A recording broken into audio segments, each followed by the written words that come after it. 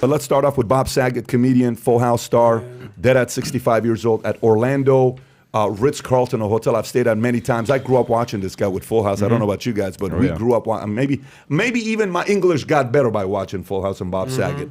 When that story came out, it was absolutely bizarre because wasn't he just on? He was on a podcast. He was on Rogan podcast or something.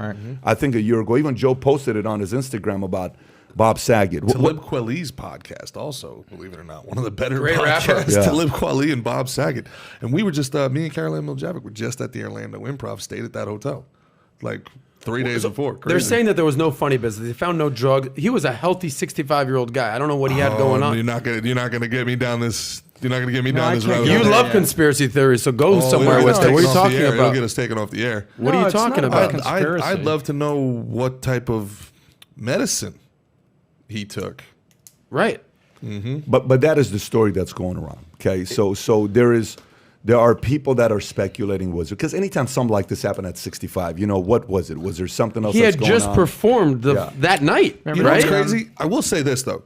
When I was younger, 65 was like, well, he was 65. And now, like, 65 seems so young. Exactly. Like, if anybody dies under 80, it's like, to me, a shock. That's like, why Social Security started at 62 because you only are expected to make it to 65, and it wasn't supposed to be a lifelong payout plan because you were supposed to be just basically like, all right, enjoy your rocking chair for 3 years, boom, you're dead. Now people are living to 85, 95, no problem. Isn't that one of the weird things though? We think about like society like is crumbling around us at all times, and it's like, man, he died at 65, and it's like, man, we're doing pretty good here as a people, right? Like within a 30-year span, we've 33% of our lifespan, our life expectancy, and everybody's like the sky's falling all the time. Look, I don't want to enter any conspiracy, but what do you think actually happened with Bob Saget here?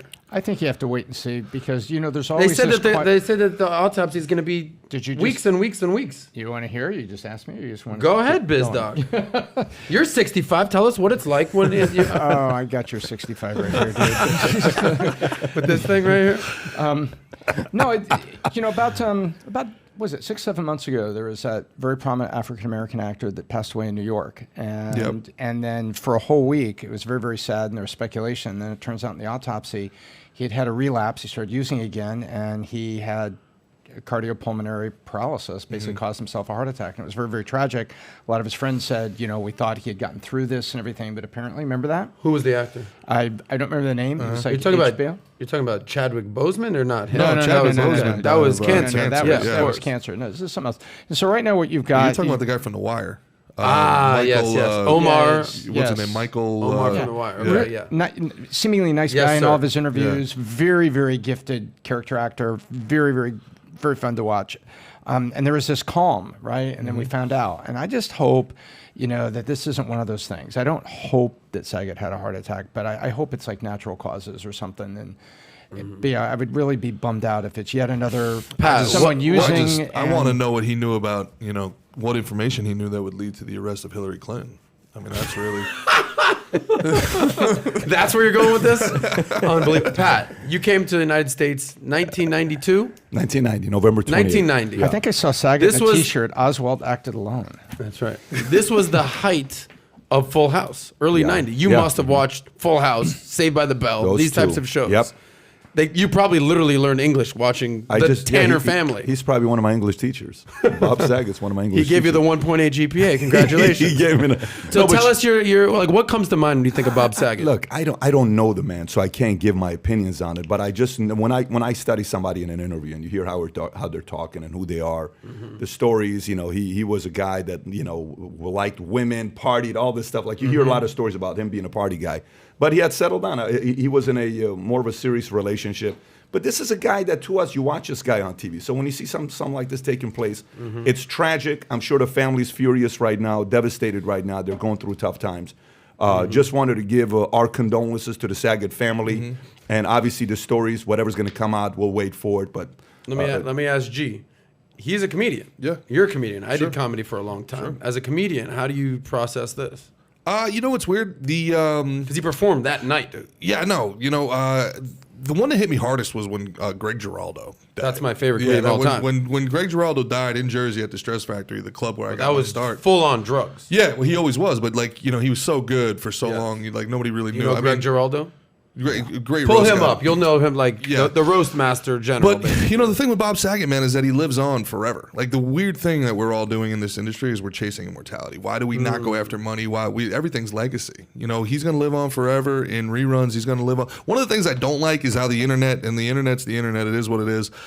People are calling him a pedo. They're calling him all these other things because of some of the raunchy jokes that he made. And he's a very, very, very blue comic. For people that don't, he was not Danny Tanner. For people that was an act. That was an act. He was not Danny Tanner. And he was also on America's Funniest Home Videos. Yeah. But he was really the guy who did the Aristocrats joke. That was his living room. That's the living room persona. But his comedy was way up to the edge. Hell yeah. And but he lives on. I mean, basically, BoJack Horseman is an entire series based on him. I mean, satirizing him. And I mean, really, what it comes down to is like, look at how culturally relevant that pop comedy was. Like, Alanis Morissette, Jagged Little Pill, one of the greatest selling albums of all time.